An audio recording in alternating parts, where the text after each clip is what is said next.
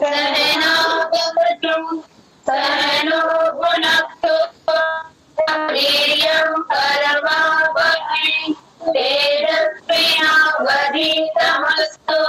मा विद्विषावहै। ओम शांति शांति शांति।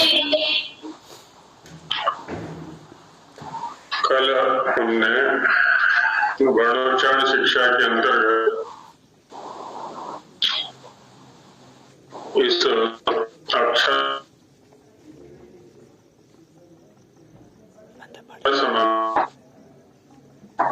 इस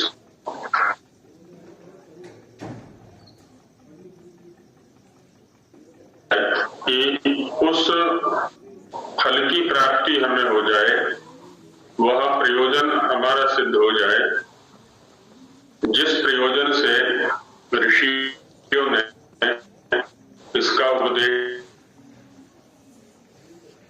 किया। तो पहले इस वाक्य पर देख लेते हैं किनकी हमने, फिर आगे बढ़ेंगे। तो कन्या गुरुकुल से कोई समझाए?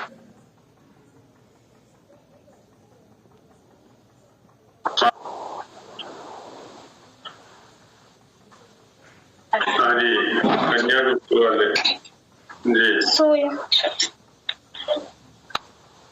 यदि स्पष्ट है तो बोले, नहीं तो किन्हीं और से पूछते हैं। आचार्य जी, यहाँ पे सा और अयम अक्षर के लिए आया है।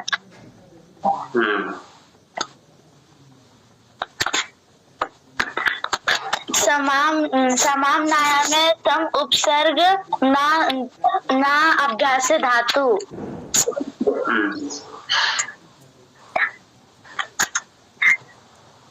इसका मतलब तैयार नहीं है तुम्हारा, कोई बात नहीं। तैयार का मतलब होता है बिना रुके बोलते जाना। आगे और कौन है हमारी कक्षा में जो इसको अच्छी प्रकार से समझा सकते हैं? हाँ जी, कोई है? रजनी जी समझाना चाहे? जी गुरु जी। जी बहन जी, सुनाइए।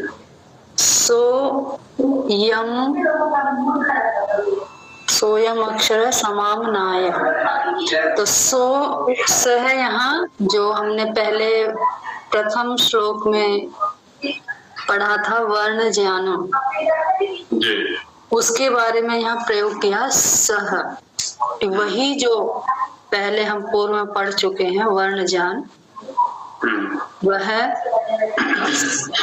अयम यह अक्षर समामनाय या वाच समामनाय, जो वाणी का या शास्त्रों का समूह है, अच्छी प्रकार से जो संकलित किया हुआ जो वर्णमाला या समामना है, वही ये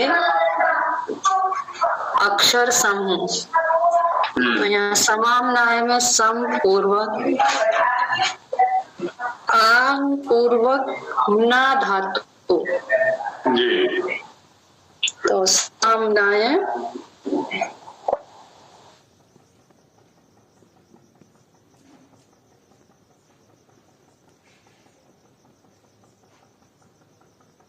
और नहीं, सॉरी, अप्लुदाद, हाँ, यरोनुनासिक अप्लुदाद प्लुते।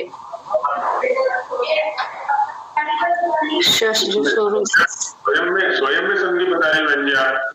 सोयम जी, जो अ और ओ को मिलकर के। जी जी जी, सस जो शुरू से श को रू हुआ है, और रू पे जो ऊ है उसको ओ हो गया। अप्लुदाद यरोनुनासिक अप्लुदाद प्लुते। आपने कई सूत्रों को मिला दिया आपस में। पहले आगुणा हुआ है और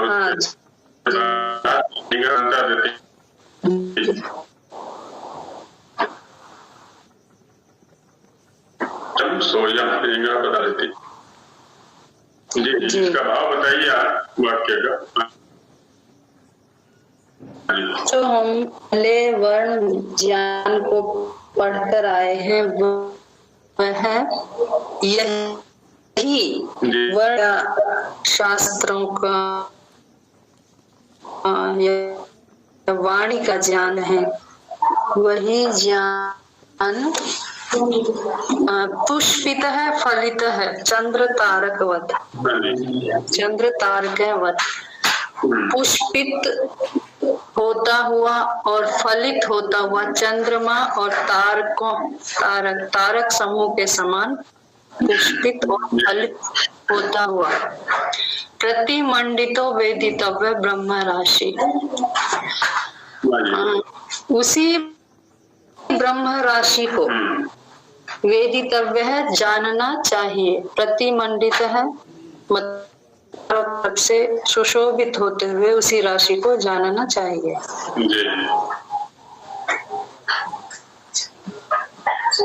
जी। और आगे वाला वाक्य है, आगे भी सर्व वेद पुण्य फला अस्य ज्ञाने भवति।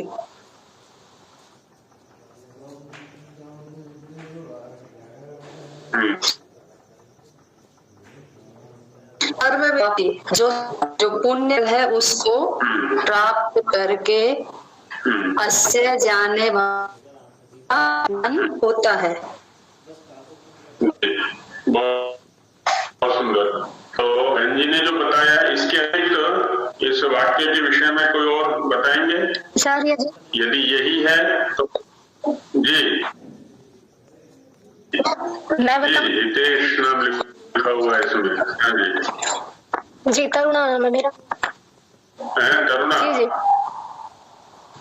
जी तरुणा जी बताइए। जो बहन जी ने बताया इससे अलग ही कुछ है तो बताइए। जी जितना मैं समझ पाई हूँ आचार्य जी उतनी मैं व्याख्या करती हूँ। बोलिए। सो अयम अर्थात सह अर्थात पूर्व सूत्र में वर्णित अर्थात प्रत्याहार सूत्रों में जो वर्णित हैं वर्ण और अयम इसके ऊपर चर्चा हो रही थी वर्णों के विषय में। उसी को अक्षरों का समूह बोला जाता है। वही अक्षरों का समूह है और वाक् समाम्नाय को वाणी अर्थात शब्दों का समूह ऐसा जानना चाहिए। शब्दों का समूह वही है जो अक्षरों का, जिसके ऊपर भी चर्चा हुई थी पूर्व सूत्र हर सूत्रों में वहां पे भी चर्चा हुई थी।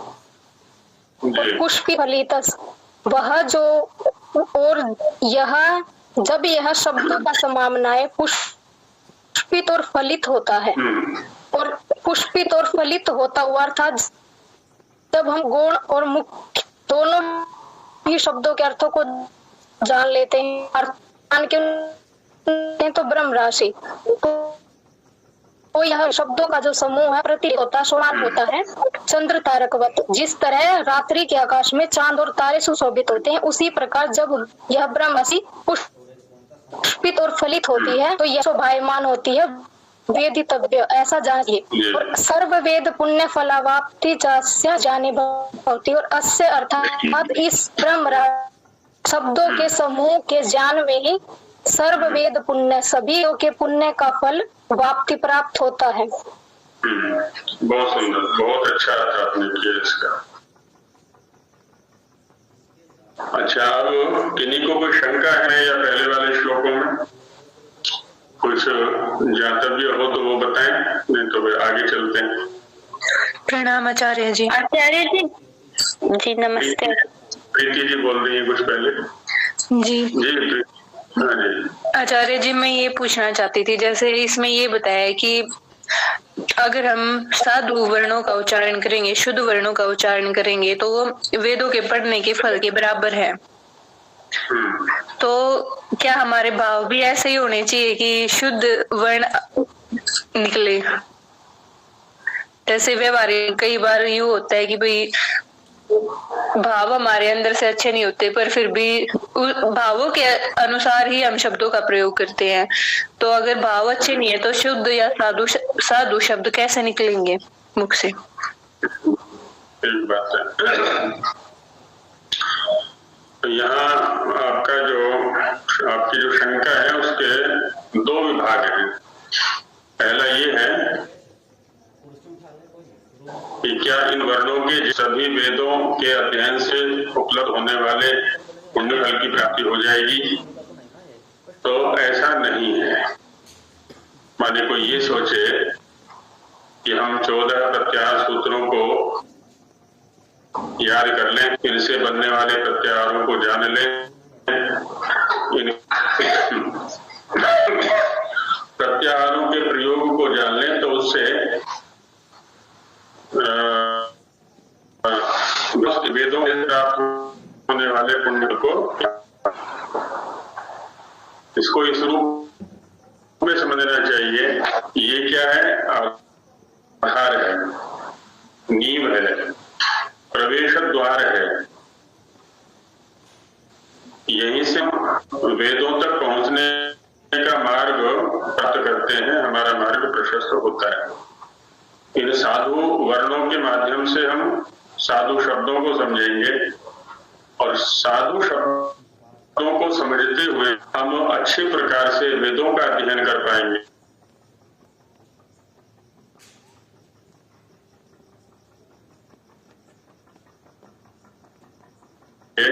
उससे वह दूसरा जो शंका का विभाग है, साधु शब्दों के प्रयोग और भाव, ये निश्चित होता है कि जब हम सदग्रंथों का अध्ययन करते हैं, सज्जनों संगति में हैं, तो हमारे जो भाव हैं वो अच्छे बनते हैं, सात्विक बनते हैं। और जब भाव माने विचार, मानसिकता के स्तर पर हम साधु होंगे तो निश्चित ही हमारे जो शब्द हैं, जो हमारी विधियां हैं, वो भी साधु कोटि की होंगी। अब ये एक प्रवेश द्वार है सदग्रंथों के अध्ययन का, जो ऋषियों के द्वारा उपदिष्ट हैं, रचित हैं, कृत हैं। धीरे धीरे हम उन ग्रंथों का अध्ययन करेंगे तो वेद की ओर बढ़ेंगे और प्रभाव बनेंगे, सदविचार बनेंगे और सद शब्दों का प्रयोग भी हम कर सकेंगे। तो ये समझना चाहिए। आगे अर्चना जी कुछ कहना चाह रही थी। जी आचार्य जी, ये जो सर्ग है और मना से धातु है, तो इसमें मतलब मैंने सुना था आप बोले थे जिसका अच्छी प्रकार से पढ़ा जाए या अभ्यास किया जाए। तो आज मैंने मतलब देखा कि संग्रह भी लोग बोल रहे हैं, तो संग्रह भी साधु है और अच्छी प्रकार से जिसका पाठ किया ये भी इसका अर्थ साधु है, दोनों अर्थ साधु है। देखिए अष्टाध्यायी पुस्तक आपके सामने है, उसके ऊपर लिखा हुआ है अष्टाध्यायी सूत्र पाठ, और एक ग्रंथ है धातु पाठ, एक ग्रंथ है उणादि पाठ। तो पाठ शब्द इसका मतलब कोश या संग्रह जैसे अर्थ में भी आ जाता है। पठ्यते उच्चार्यते असौ पाठ, है ना, जिसका उच्चारण किया जाए, जिसका पाठ किया जाए, वाणी का विषय बनाया जाए।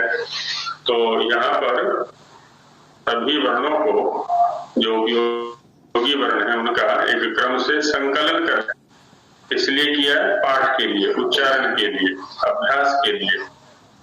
तो पाठ के लिए किया गया जो संग्रह है उसको भी हम पाठ बोल देते हैं। एक तादर्थ्य न्याय होता है, उस न्याय से माने जिसके लिए जो चीज होती है उसको उसी नाम से कह दिया जाता है। जैसे घर में कोई वस्तु आती है और घर में 10 सदस्य हैं, तो 10 ढेरियां या 10 विभागों में उसको बांट दिया गया और कह दिया कि देखो ये देव हो गया, ये यज्ञ हो गया, मित्र हो गया, ये विष्णु हो गया। माने ये विष्णु के लिए, ये देव के लिए, ये यज्ञ के लिए, ऐसा वहां तात्पर्य होता है। तो वैसे ही पाठ के लिए जो संकलन है, समय है, संग्रह है, तो उसको भी पाठ कह दिया जाता है ना। तो इस तरह से हम इसमें समामनाएं माने पाठ, संकलन, संग्रह, कोश ऐसे अर्थों में प्रयोग कर लेते हैं। जी आचार्य जी। जी बोलिए। सत्यव्रत किया आचार्य जी। हाँ जी।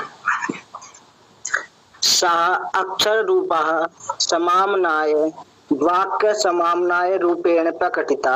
सः पुष्पितः फलितः चंद्रतरकवत् शोभायुक्तः सः वेदितव्या। यत् सः ब्रह्मराशि सः सर्ववेद पुण्य फलः अव्याप्ते कारणः भवति तथा च ज्ञानेन एव तस्य प्राप्ति भवति। सा इति पुल्लिंगे प्रथमा विभक्ति एकवचनान्तम्। अक्षर रूपः पुल्लिंगे प्रथमा विभक्ति एकवचनान्तम्। समाम्नाय इति पुल्लिंगे प्रथमा विभक्ति एकवचनान्तम्। वाक्य समाम्नाय इति सप्तमी विभक्ति एकवचनान्तम्।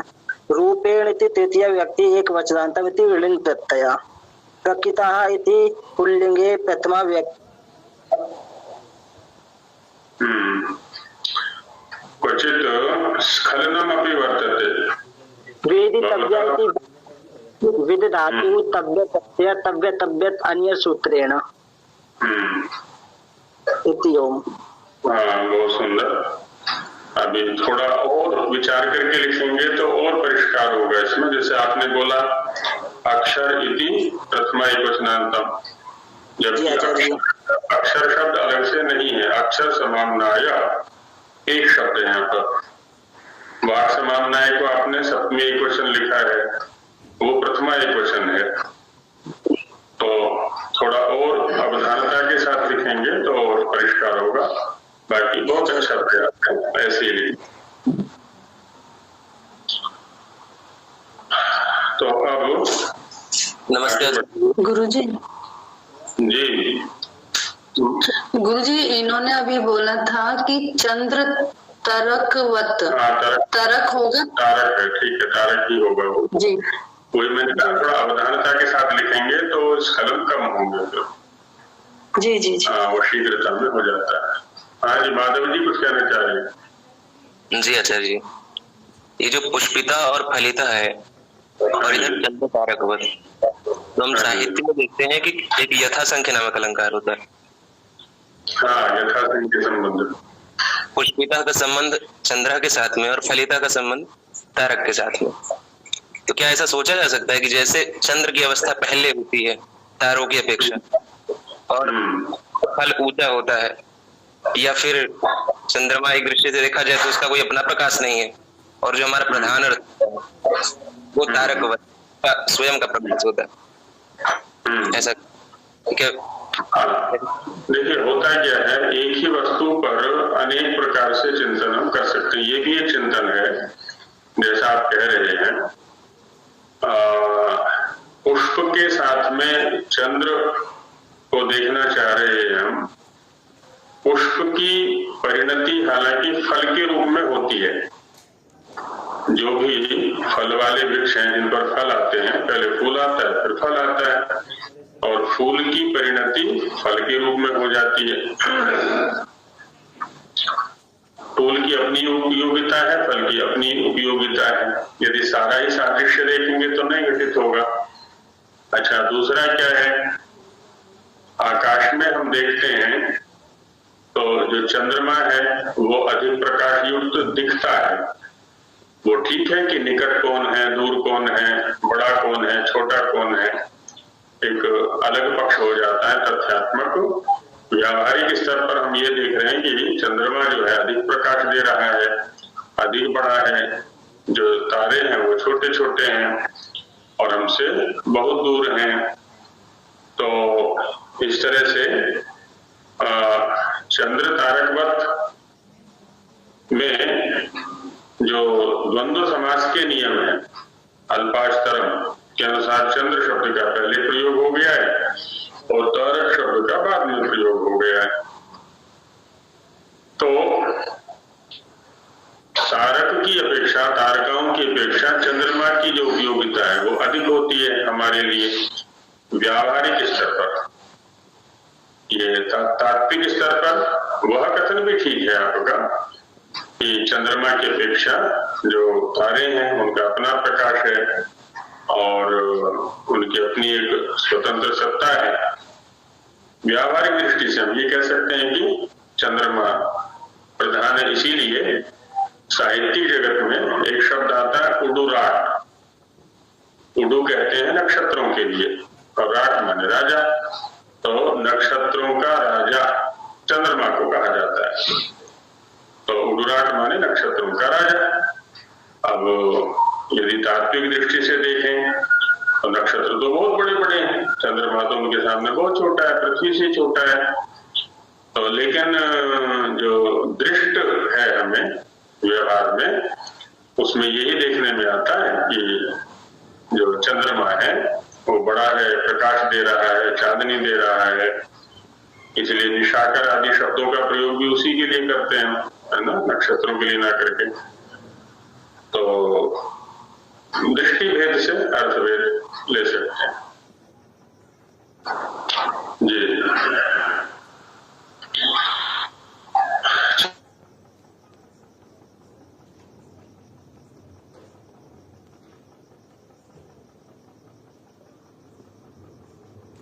है ना, अभी तक इस विषय पर लगभग लोगों का ध्यान नहीं गया होगा। माताएं नवजात शिशु को उच्चारण सिखाती हैं, सिखाते हैं, आचार्य सिखाते हैं। तो हमने तो यही देखा है, इधर हम मुंह खोलते हैं, जो चाहते हैं तो वर्ण निकलने आरंभ हो जाते हैं मुख से। वैसे ही अपेक्षा हम अपने बच्चों से करते हैं कि अ बोलो, आ बोलो तो क बोलो, आदि आदि उससे बुलवाते हैं हम, ओम बोलो। तो लेकिन ये वर्ण आ कहां से रहे हैं, इसके पीछे प्रक्रिया क्या है? एक शब्द का प्रयोग करते हैं हम उच्चारण। उच्चारण का अर्थ क्या है?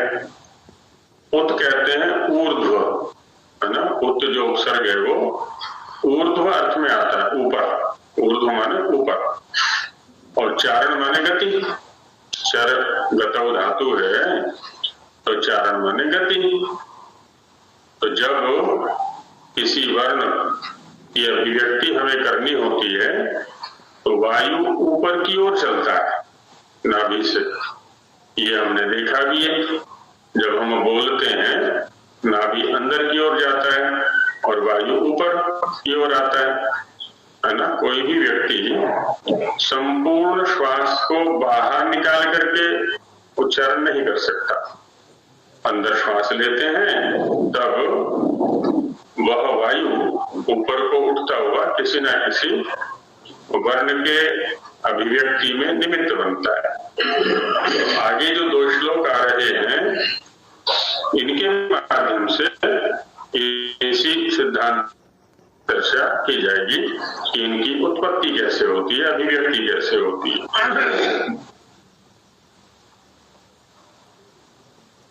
तो इसमें कहा आकाश वायु प्रभव। प्रभव माने उत्पन्न होना, उत्पत्ति भी कह सकते हैं। और प्रभव शब्द का एक और अर्थ करें तो अपादान कारक में उत्पन्न होता है जिससे, है ना, जिससे उत्पत्ति होती है। यह भी प्रभव शब्द का एक अर्थ हो सकता है। अब यहां देखते हैं तो आकाश और वायु 2 शब्दों का प्रयोग है। तो आकाशस्य वायुश्च इति आकाश वायु इतरेतर योगदंत समास हुआ यहाँ पर। आकाश वायुभ्याम प्रभवः यस्य, बहुव्रीहि समास कर देंगे। आकाश और वायु से उत्पत्ति होती है जिसकी। तो यहाँ पर प्रभव शब्द को हमने क्रिया परक लिया, उत्पत्ति अर्थ में लिया। अथवा जब हम अपादान कारक में लेते हैं इसको, प्रभव शब्द को, तो आकाश वायु प्रभवौ यस्य, आकाश और वायु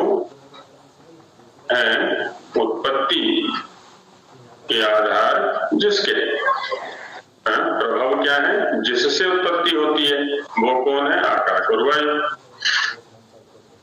तो दोनों प्रकार से इसका अर्थ कर सकते हैं। तो आकाश न हो तो भी शब्द की उत्पत्ति नहीं हो सकती, वायु न हो तो भी शब्द की उत्पत्ति नहीं हो सकती। आकाश स्थान देता है सभी के लिए, जैसे हम गमनागमन करते हैं, आना जाना करते हैं। यदि आकाश न हो, रिक्त स्थान न हो तो हम आना जाना नहीं कर सकते। मकान बनाते हैं, गाड़ी जाती है या कुछ भी गतिविधि होती है। आकाश यदि न हो तो कोई भी गतिविधि संभव नहीं है। अच्छा, वायु क्या है? वायु वाहन है। शब्द को इधर से उधर ले जाने का जो माध्यम है वो है वायु। जब वक्ता किसी शब्द का उच्चारण करता है और वह शब्द श्रोता तक पहुंचता है, यदि मध्य में वायु का विच्छेद कर दिया जाए, वायु को काट दिया जाए, वायु का संपर्क बाधित कर दिया जाए, तो श्रोता तक वह शब्द नहीं पहुंच सकता। जैसे जल के अंदर या मध्य में शीशा लगा दें, कांच लगा दें या दीवार से पार होना, तो वायु का अव्याहत रूप में, निर्बाध रूप से गति होना आवश्यक है, तभी शब्द इधर से उधर जा पाएगा और उधर से इधर आ पाएगा। तो हमें जो उपलब्धि होती है शब्द की, आकाश और वायु के माध्यम से ही होती है। हम चाहे शब्द का उच्चारण करें, श्रोता तक पहुंचाना हो, तब भी हमें आकाश और वायु चाहिए, और किसी वक्ता से हमें शब्द सुनना हो तो भी आकाश और वायु चाहिए। तो सीधे सीधे जो उपलब्धि होती है शब्द की, हमें आकाश और वायु के माध्यम से होती है। जैसे कोई कहे कि ये कपड़ा तुम कहाँ से लाए, कोई वस्त्र लेकर के आए, चाहे वो सिला हुआ लाए, चाहे सामान्य वस्त्र लाए, तो क्या होता है? दुकानदार का परिचय दिया जाता है कि उस दुकान से लाए, क्योंकि उसी दुकान से हमें साक्षात उपलब्धि हुई है वस्त्र की, वही निमित्त बनाए। अब उस दुकानदार के पास कहां से आया? किसी कंपनी से। उस कंपनी में कैसे आया? क्या क्या रॉ मटेरियल इकट्ठा किया गया? कपास कहां से लाए? उसका कैसे शुद्धिकरण किया, सूत बनाया, सूत से कपड़ा बनाया, आदि आदि जो भी प्रक्रिया है, उससे हमें कोई लेना देना नहीं है। तो हम कोई भी वस्तु लेके आते हैं, कोई भी वस्तु हमें साक्षात जहां से उपलब्ध होती है उसी का नाम बता देते हैं कि उस दुकान से हम लेके आए।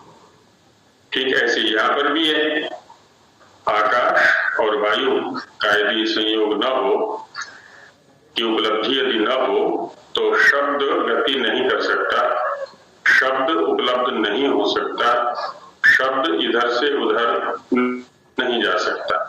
इसलिए कहा कि आकाश वायु प्रभव, आकाश और वायु से ही वह उत्पन्न होता है। अब ये चर्चा हुई बाहर की। अब जो शब्द हमें मुख के अंदर प्राप्त हो रहा है, वो मुख के अंदर कहां से आया? तो अंदर की ओर प्रवेश करते हैं, इसकी प्रक्रिया पर चलते हैं। उसमें कहा शरीरात् समुच्चरण। शरीर शब्द का प्रयोग सामान्यतः इस संपूर्ण शरीर के लिए होता है ना, जिसको बॉडी बोलते हैं, शरीर बोलते हैं, काय बोलते हैं, काया बोलते हैं, अंगों का जो ये समुदाय है, इसके लिए शरीर शब्द का प्रयोग होता है। लेकिन हमने देखा है कि समुदाय के लिए प्रयोग में जो शब्द आते हैं, उन्हीं शब्दों का समुदाय के एक अवयव में भी प्रयोग हो जाता है। समुदाय के एक अवयव में भी प्रयोग हो जाता है। जैसे कोई शहर से एक दिन एक व्यक्ति आया, उसने गाय नहीं देखी थी कभी, आकर के पूछा गौशाला में, सुना है कि यहाँ गौएं रहती, हमें बताओ भाई गाय कौन सी है, कपिला गाय कौन, गौरी गाय कौन सी है, अथवा अलग अलग प्रजाति की गौएं होती हैं, गीर गाय कौन सी होती है। तो जो गोपालक था उस नागरिक को गौ के पास ले गया। अब उसने क्या किया, गाय के किसी एक अंग पर हाथ रखा, या तो पूंछ को पकड़ा, या सींग पर हाथ रखा, या ककुद जो मध्य में उठा हुआ भाग है वहां हाथ रखा, कहीं पर भी एक अवयव पर हाथ रखा और कहा कि देखो ये गीर गाय है, यह गीर गाय है, जबकि उसने तो एक अवयव पर हाथ रखा हुआ है। तो अवयव, अच्छा सामने वाला भी समझ जाता है कि ये अवयव गीर गाय नहीं है, अपितु संपूर्ण समुदाय का नाम गीर गाय है। लेकिन वहां अवयव में भी गीर गाय शब्द का प्रयोग हो रहा है। ऐसे ही हमारी माताएं बहनें, आजकल तो खैर कांड शब्द कम होते होंगे, पहले लकड़ी का या उपले का चूल्हा होता था, जब माताएं बहनें चूल्हे के पास बैठ करके रोटी सब्जी दाल आदि बनाती थी। अब ध्यान नहीं गया तो उनके दुपट्टे में कहीं से कोई वो लग गया पतंगा आग का, तो क्या कहते हैं कि मेरा दुपट्टा जल गया या मेरा कुर्ता जल गया।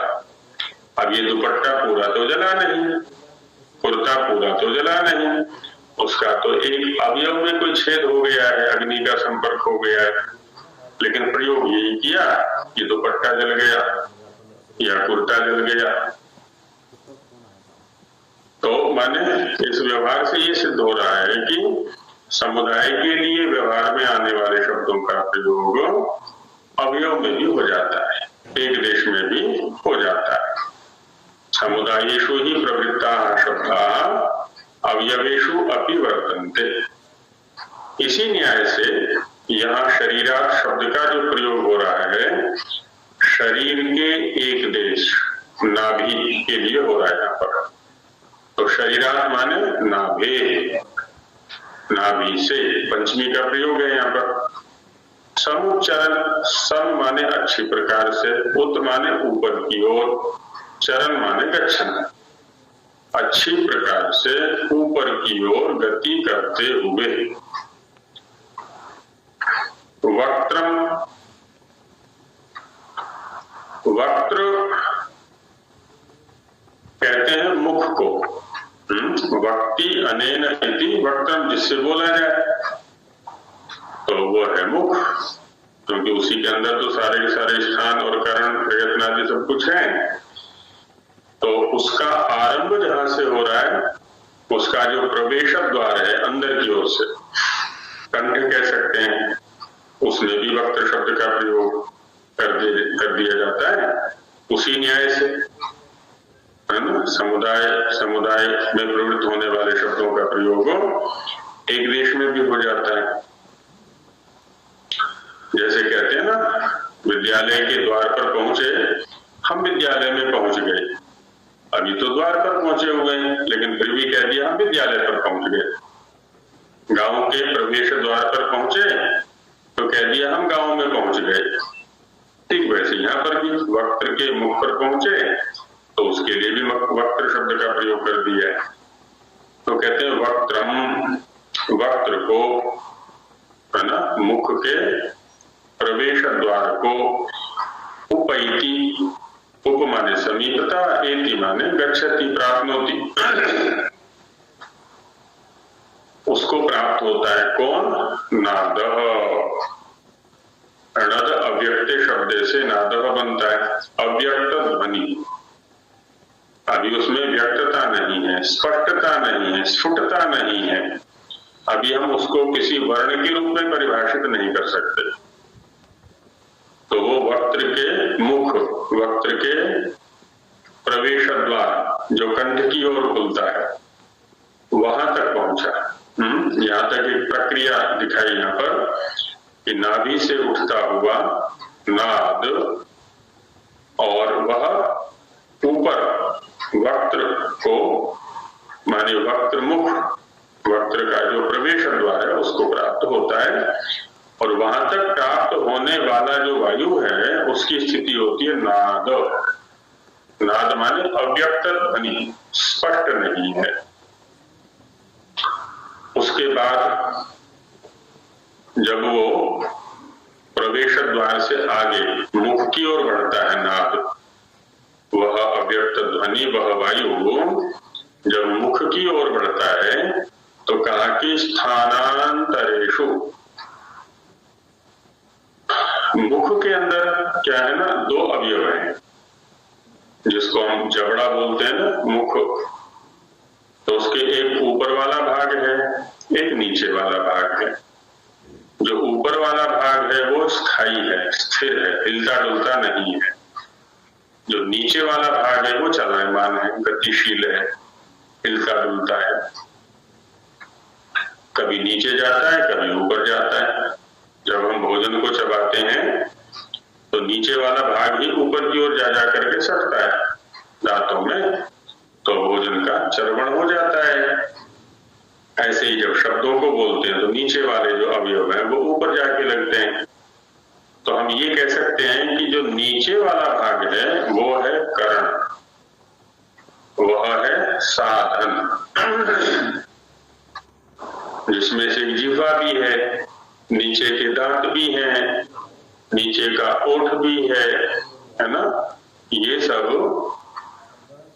ऊपर के अलग अलग स्थानों पर स्पर्श करते हैं।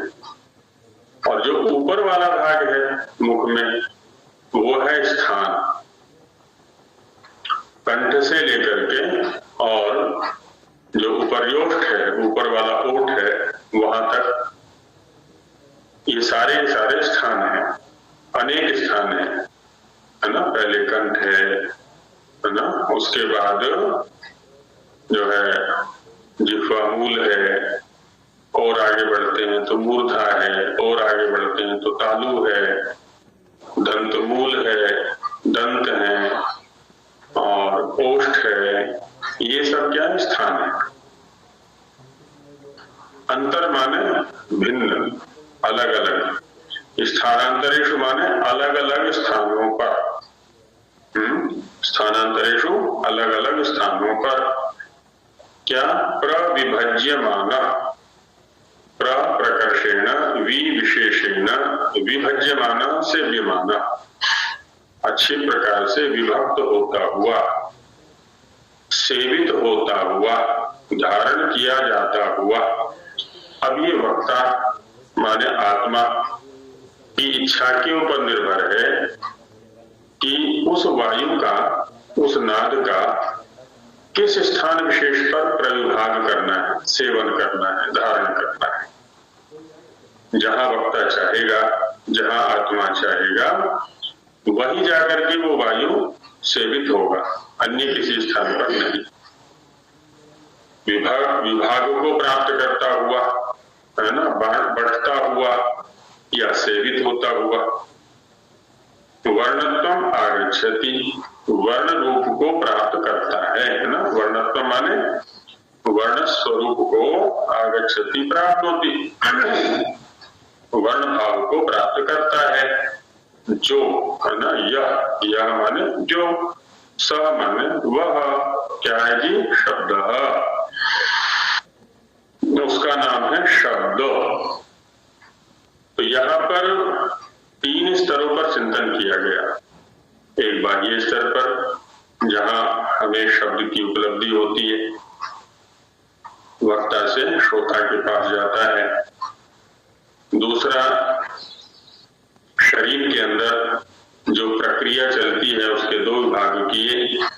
एक नाभि से मुख द्वार, वक्त्र का जो द्वार है वहां तक, नाभि स्थान से वायु ऊपर की ओर उठता है, नाद रूप में वह मुख द्वार को प्राप्त होता है, फिर उसके बाद स्थानों पर उसको धारण किया जाता है, और जब स्थानों पर धारण किया जाता है तब वह शब्द रूप में प्रकट हो जाता है। तो ये 3 चरणों में यहाँ इस बात को समझाया गया। तो ये समझ में आ गया होगा। कोई शब्द यदि इसमें संदिग्ध है तो उसको बता सकते हैं, कोई समझना शेष हो इसमें तो फिर अगले श्लोक पर चलते हैं। जी आचार्य जी। आचार्य जी बोलिए। ये वक्र में वक्ति अनेन, इसमें धातु कौन सी ली है हमने? वच परिभाषण त्र प्रत्यय है, वच त्र वक्त्र। और आकाश वायु प्रभव है, इसमें जो समास आपने किया, एक तो आकाश वायु भ्याम प्रभव, आकाश और वायु से उत्पन्न है। यस्य आकाश वायु भ्याम प्रभवति, यह ऐसा बहुब्रीहि समास।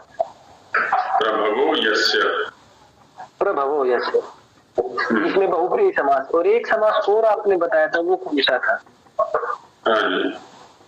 आकाश वायु प्रभवौ यस्य, प्रभवौ, क्योंकि आकाश वायु का अब प्रभव के साथ समानाधिकरण हो गया। पहले कहा था हमने आकाश वायुभ्याम प्रभव यस्य, बहुव्रीहि समास, वो व्यधिकरण में बहुव्रीहि किया था वहां पर, और यहाँ समानाधिकरण में बहुव्रीहि है। आकाश वायु प्रभवौ, प्रभवौ माने प्रभवति अस्मात् इति प्रभव, जिससे उत्पन्न होता है, और वो है आकाश और वायु, इसलिए समानाधिकरण समास हो गया, समान विभक्ति वाले दोनों हो गए। आकाश वायु प्रभवौ यस्य। आचार्य जी प्रविभज्य मानो का अर्थ बोल दीजिए। हाँ, प्रविभज्यमान सामान्य रूप से अर्थ होता है प्रविभक्त होता हुआ, बंटता हुआ, अलग अलग होता हुआ। बाकी भज सेवायाम धातु है यहाँ पर, है ना। प्रकर्षेण, है ना, विशेषेण या विभिन्नतया, वि का अर्थ विभिन्न भी होता है। प्रकर्षेण विभिन्नतया, विभिन्न रूप से, भज्यमाना सेव्यमाना, है ना। अच्छी प्रकार से, विभिन्न रूप से, भज्यमाना सेव्यमाना, तो माने अलग अलग स्थानों पर सेवित, अच्छी प्रकार से सेवित होता हुआ, ऐसा। जी आचार्य जी शरीरात समुच्चरण का? शरीरात माने नाभि से, शरीर के एक अवयव नाभि से सम अच्छी प्रकार से उत ऊपर की ओर चरण जाते हुए, गति करते हुए या गति करता हुआ। शरीरात, शरीर शब्द यहाँ पर नाभि के लिए है। जी हाँ, नादा का क्या अर्थ है आचार्य जी? शब्द धातु है, तो नाद का अर्थ हो गया अव्यक्त ध्वनि। अव्यक्त माने जिसमें अकारादि वर्ण स्पष्ट नहीं है। जब वही नाद, अव्यक्त ध्वनि स्थान विशेष को प्राप्त करती है तो वो अकारादि वर्ण के रूप में स्पष्ट हो जाती है। वो अ है कि क है, जो भी है, अलग अलग, तो अव्यक्त ध्वनि। हाँ जी, और किन्हीं का कुछ? आचार्य जी, तो फिर नाद को, जैसे हम सुनते हैं कि ओमकार को नाद बोलते हैं कई लोग के, वो नाद ध्वनि, नाद, तो ऐसा क्यों बोलते हैं जब वो कुछ नहीं है तो? जी, तो यहाँ अब 2 चीजें बोली। एक है कि ओंकार, जब हम ओंकार बोल रहे हैं तो ओ वहां पर स्पष्ट है। नाद शब्द यहाँ जैसे अव्यक्त ध्वनि के लिए आया है, वैसे ही नाद शब्द गंभीर ध्वनि के लिए भी आता है ना। नाद माने गंभीर ध्वनि, घोष युक्त ध्वनि। तो जब हम कहते हैं ना ओ आदि आदि, तो ये जो स्थिति है इसकी के लिए भी, अब जब हम ये बोल रहे हैं ओ लंबे काल तक चलता है, जैसे जो उद्गीत प्राणायाम का अभ्यास करते हैं तो वहां पर क्या ना एक ही ध्वनि निरंतर चलती है, ध्वनियों में कोई भिन्नता नहीं है वहां पर। तो जो एक ही ध्वनि है ना, क्योंकि विभिन्नता नहीं है, अलग अलग वर्णों में प्रविभाग नहीं है, तो वहां पर भी इस नाद शब्द का प्रयोग हो जाता है। जी बहन जी। आचार्य जी, यहाँ पर उपेति शब्द प्राप्त करने के लिए, प्राप्त करने अर्थ में है। इणगतौ धातु है, उप माने समीप में, जैसे उपगच्छति है ना, उपगच्छति का जो अर्थ है वही उपैति का अर्थ है। इणगतौ धातु का एति बनता, एति इतयन्ति ऐसे रूप चलते हैं। तो उप एति समीपतः, एति गच्छति प्राप्नोति, वक्त के समीप को प्राप्त करता है, वक्त के निकट आ जाता है, ऐसा रहेगा। धन्यवाद जी। जी आचार्य जी, स्थानांतरेषु का क्या अर्थ है? अंतर माने भिन्न, और स्थान तो यत्र स्था वर्णा उपलभ्यन्ते तत् स्थानम, विभिन्न स्थानों पर, अलग अलग स्थानों पर यह अर्थ हो जाएगा। स्थानानि चतानि अंतराणि स्थानांतराणि तेषु, अंतर माने विभिन्न, अलग अलग, जो कंठ, तालु, मूर्धा, ओष्ठ, दंत आदि आदि ये स्थान है सारे के सारे।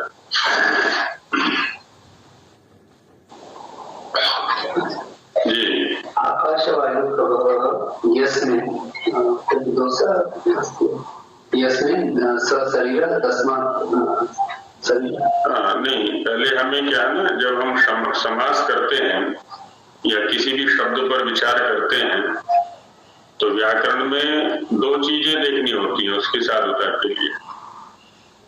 एक को कहते हैं प्रवृत्ति निमित्त, इसका प्रयोग कहाँ हो रहा है, इसका जो अभिधेय है, प्रयोग क्षेत्र है, वो किस प्रकार का है, उसके आधार पर हम धातु या प्रत्यय पर चिंतन करते हैं, फिर इसको व्युत्पत्ति निमित्त कहा जाता है। अब धातु प्रभव, आकाश वायु प्रभव, आकाश वायु प्रभव, इस शब्द को हम उठा कहां से रहे हैं, इसका जो व्यावहारिक अस्तित्व है वो क्या है, पहले व्याकरण को ये देखना होता है। उसके बाद इसकी व्युत्पत्ति की जाएगी, समास के रूप में इस पर चिंतन किया जाएगा। तो जब हम ये कह देंगे, क्या कह रहे हैं आप, आकाश वायु यस्मिन, ऐसा आप कह रहे हैं, तो आकाश वायु अपने आप में द्रव्य हो गए दोनों के दोनों। अब प्रभव का क्या अर्थ करेंगे आप यहाँ पर?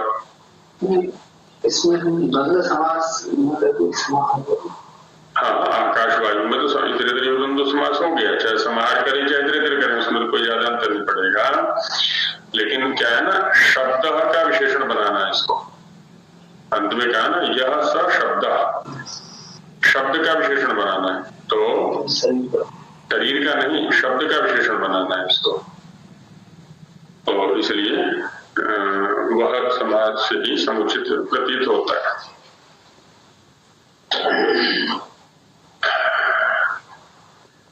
अब आगे और थोड़ा एक शंका थी, इसमें आपने कहा कि इसमें तीन चीजें बताई गई हैं। एक जो शरीर के बाहर है, जो आकाश और वायु से उसका इधर उधर आना जाना होता है।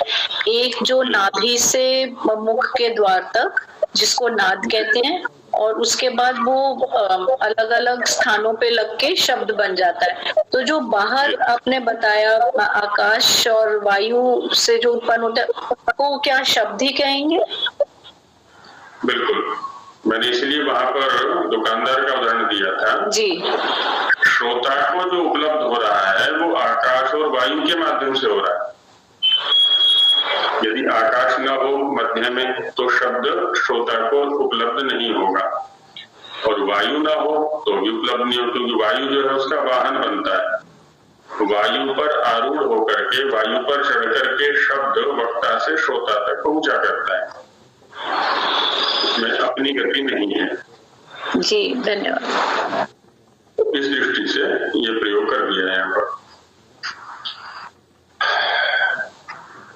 अब इसी विषय को थोड़ा और अंदर लेकर के चलते हैं। अभी तो बाह्य उपलब्धि के स्तर पर चिंतन किया था, स्थूल शरीर के स्तर पर चिंतन किया गया था। स्थूल शरीर को कैसे शब्द की उपलब्धि होती है। अब एक स्थूल शरीर तो क्या है, साधन है, अपने आप तो वो कोई क्रिया कर नहीं सकता, उससे क्रिया कराने वाला कोई चाहिए।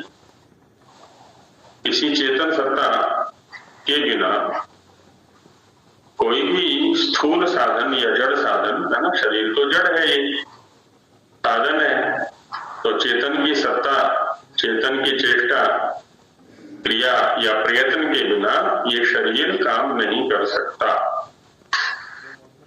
तो चेतन से आरंभ होकर के इस क्रिया का, इस प्रक्रिया का, और इस स्थूल शरीर तक जो उपलब्धि है वो कैसे है, उसका क्रम क्या है, उसके ऊपर चर्चा अग्रिम श्लोक में कर रहे हैं। आगे से हम एक और थोड़ा सा इस कक्षा में बढ़ाना चाहेंगे कि कोई भी जो हम में से जागरूक हैं, जागरूकता का भी परिचय मिलता रहेगा ना थोड़ा बीच बीच में। एक तो जो पाठ यहाँ चलता है उसको सुनने से भी जागरूकता का परिचय मिलेगा। अभी सबके नाम भी मेरे सामने नहीं है, नहीं तो अभी कुछ सुषुप्ति अवस्था में है हमारे पाठक।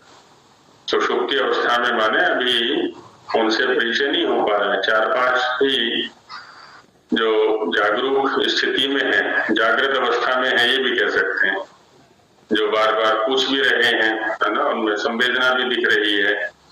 तो हम चाहते हैं कि ये संवेदना सभी पाठकों के अंतर्गत आ जाए, अंदर आ जाए। तो जो अभी सुषुप्त दशा में है उनको जागृत किया जाएगा, उनके नाम ले लेकर के। तो कोई श्लोक लाएं अपनी ओर से आप,